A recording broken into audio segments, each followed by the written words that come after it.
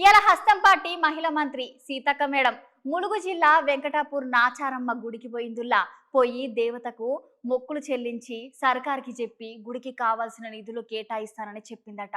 ఇంకా మేడం ఏం మాట్లాడిందో పాలి చూసొద్దాం చలో.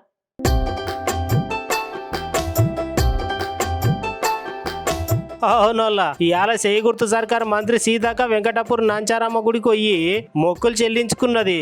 అటెంకల మంత్రి మేడం మాట్లాడుకుంటా మన సాంప్రదాయాలు కట్టుబొట్టు అన్ని మన పూర్వీకులు తాతల నుండి వచ్చినాయి. ఇచ్చిన ఆచార సాంప్రదాయాలను మనమే కాపాడుకోవాలని మేడం చెప్పింది. అంతేకాదోళ్ళ అమ్మవారి దీవెనలతోటి ప్రతి ఒక్కరు సుఖ సంతోషాలతోటి ఉండాలని రాష్ట్ర సర్కార్ తరపున గుడి అభివృద్ధికి కృషి చేస్తానని మేడం హామీ ఇచ్చింది.